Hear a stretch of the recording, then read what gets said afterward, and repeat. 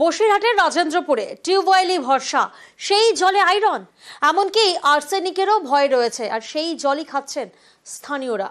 তাদের দাবি বাধ্য হয়ে খেতে হচ্ছে, কারণ এলাকার যে বেশিরভাগ জলের প্লান্ট রয়েছে সবই তো বিকল।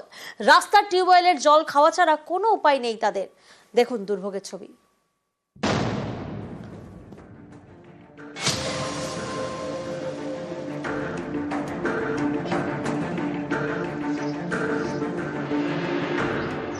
রাস্তার টিউবওয়েলের মুখে বাঁধা কাপড়, জল কাপড়ে ছেঁকে বোতলে ভরছেন স্থানীয়রা।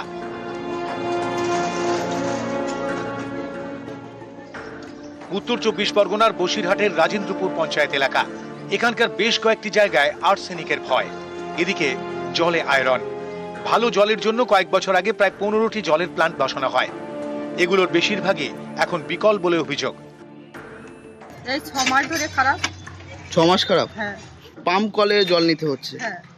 আর্সেনিক আছে জলে? হ্যাঁ আছে। ওইও খেতে হচ্ছে? হ্যাঁ। কি চান আপনারা? কি চাই আমরা? ভালো কল চাই, আমাদের এখানে পানির কষ্ট, সব কলগুলো সোজাও। জলের প্লান্ট রয়েছে প্রায় 15টি। অভিযোগ বেশিরভাগই বিকল, কোথাও ভাঙা ফিল্টার মেশিন, কোথাও আবার কল নেই। বাধ্য হয়ে রাস্তার টিউবওয়েল থেকেই জল নিতে হচ্ছে, টিউবওয়েলের মুখে কাপড় বেঁধে। কিন্তু এভাবে কি আর জল পরিশোধন হয়? 2 বছরের উপরে। 2 বছর খারাপ? এখানে তো অনেক শিশুরা স্কুলে পড়াশোনা করছে, তারা তো পানীয় জল খাচ্ছে, তাহলে কি পানীয় জল খাচ্ছে? টিউবওয়েল আছে একটা বসানো, ওই টিউবওয়েলের পানি খায়, আয়রন যুক্ত। তো আপনারা প্রধান মেম্বারকে জানিয়েছেন? জানানো হয়, তাও কোনো কাজ হয় না বলে। এই মুহূর্তে রাজেন্দ্রপুরের কোনো টিউবওয়েল আর্সেনিক যুক্ত নেই বা সেরকম রিপোর্ট আমাদের কাছে আসেনি। এই প্ল্যান্টটা যখন চলতো, এখন চলছে না, কিন্তু ও যখন চলে তখন কেউ ওর কাছ থেকে জল নেয় না। কারা যে ওকে খারাপ করে দিয়ে যায় আর কারা কি করে দিয়ে যায় এটা আমার জানা নেই। যেখানে কম লেয়ারে জল উঠছে সেখানে আমি অলরেডি সমাধান করে দিয়েছি, এবং বাকি যেগুলো আছে চেষ্টা করছি আগামী দিন 10-15-র মধ্যে বাকিগুলো ঠিক করার। উত্তর 24 পরগনা থেকে অনুপম সাহা, নিউজ 18 বাংলা। সিপিআইএম এর ব্রিগেড সমাবেশ, নজরে 26-এর ভোট। মঞ্চে একাধিক গণসংগঠনের নেতারা হাজির ছিলেন। 26-এ পরিবর্তনের ডাক আত্মবিশ্বাসী নেতৃত্বের। ব্রিগেডের সভা থেকে লড়াইয়ের ডাক ক্ষেত মজুর আন্দোলনের নেতা বন্যা টুডুর। সবাই বলছে এত ব্রিগেডে লোক জড়ো হয়, কিন্তু ভোট বাক্স 0 হয়। ভোট বাক্সই হচ্ছে আলাদা, আর মানুষের কাজে রুটি রুজির লড়াই হচ্ছে আলাদা। কেন আমাদের সিটটা আমাদের নরম থাকবে? আমরা কোনো চুরি করিনি, কোনো ডাকাতি করিনি, কেন তাদের অত্যাচার আমরা সহ্য করব? দিনের পর দিনে আমরা লড়াই করব, টাকা দাও না হলে কাজ দাও। শুধু বুথ লেভেলে আমরা যাচ্ছি চলে আসছি সেটা করলে হবে না, বুথে লড়াই করতে হবে। আমরা ভয় খাচ্ছি, কিসের ভয়? কিসের ভয় আমাদের?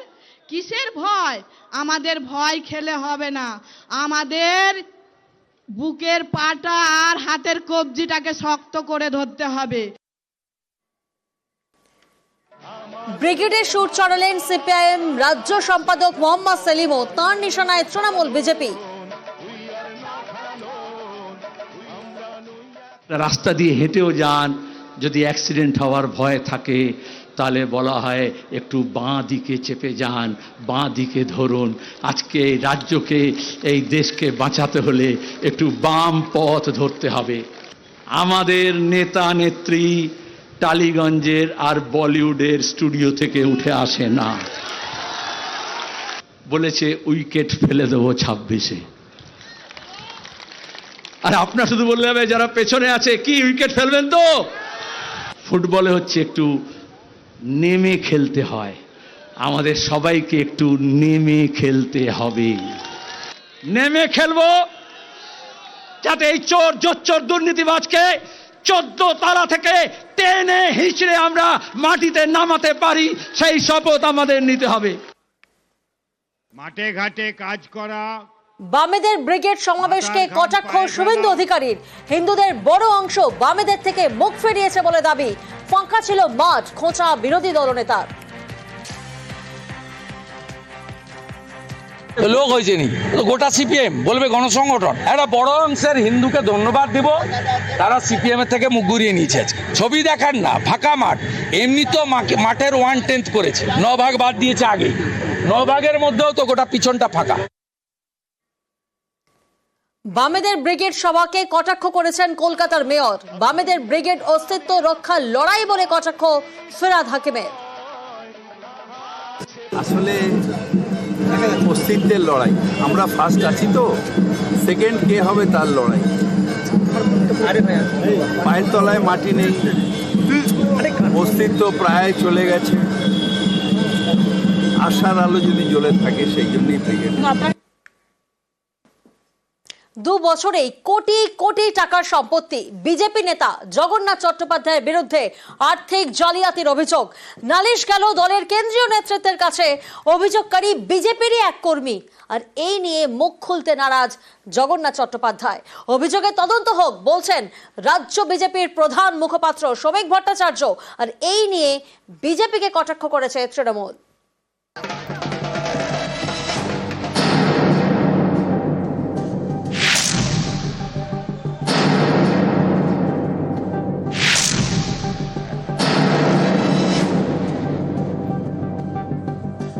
জগন্নাথ চট্টোপাধ্যায় রাজ্য বিজেপির অন্যতম সাধারণ সম্পাদক।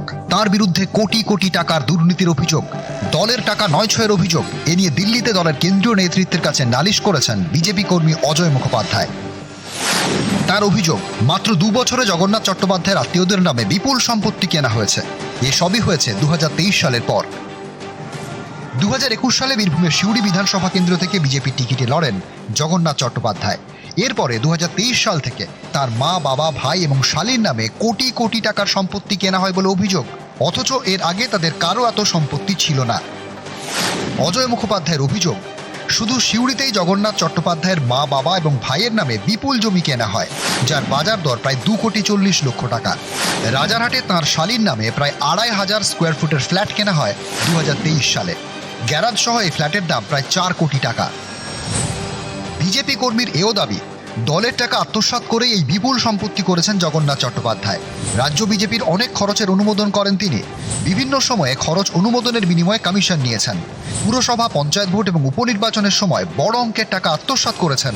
24-এর লোকসভা ভোটে ভুয়ো বুথ দেখিয়ে 20 লক্ষ টাকা হাতিয়েছেন বলে অভিযোগ। এর আগেও নানা ভোটের সময় ভুয়ো বুথের সংখ্যা দেখিয়ে 4 কোটি টাকা হাতান বলেও দাবি অজয় মুখোপাধ্যায়ের। তার আরও দাবি, বিজেপির গোপন খবর তৃণমূল নেতাদের পাচার করেন জগন্নাথ চট্টোপাধ্যায়। তৃণমূলের নেতাদের সঙ্গে তোলাবাজিতেও তিনি জড়িত। বিজেপির সর্বভারতীয় সভাপতি এবং সাংগঠনিক সাধারণ সম্পাদকের কাছে এসব নালিশ করা হয়েছে। এছাড়া বিজেপির সর্বভারতীয় সাধারণ সম্পাদক সুনীল বানসালের কাছেও গিয়েছে মেল। অভিযোগ জানানো হয়েছে কেন্দ্রীয় স্বরাষ্ট্রমন্ত্রী অমিত শাহকেও। বিভিন্ন নথিসহ অভিযোগ জানিয়ে তদন্তের দাবি করেছেন বিজেপি কর্মী অজয় মুখোপাধ্যায়। এ নিয়ে মুখ খুলতে নারাজ জগন্নাথ চট্টোপাধ্যায়।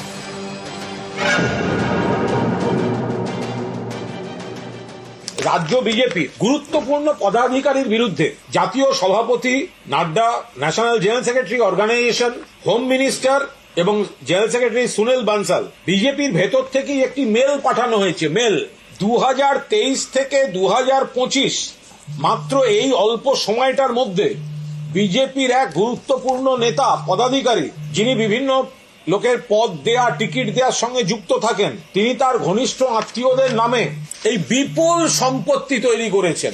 সম্পূর্ণ করাপশনের চার্জ আছে, অধিকাংশ কিন্তু বীরভূমে। এর তদন্ত কে করবে? এর তদন্ত সিবিআই, ইডি করুক। রাজ্যের যে সিআইডি আছে, কপি পাঠিয়ে দেবো। কোন নেতা বিজেপির মেল করেছে, কার সম্পর্কে মেল করেছে আমার জানা নেই। যদি এ ধরনের কোনো মেল করে থাকে তদন্ত করুক না, উনি যেখানে খুশি দিতে পারেন। খোলা হাওয়ায় একটা বিবৃতি দিয়ে দেওয়ার তো কোনো মানে নেই। বিজেপির দলের সম্পত্তি আত্মসাৎ করছে আর বিজেপি পার্টি চুপ করে বসে আছে। এই দলটা যদি এতই সহজভাবে চলতো তৃণমূল কংগ্রেসের মতো, তাহলে আজকে 2 থেকে 303-এ পৌঁছতো না। নিউজ 18 বাংলা।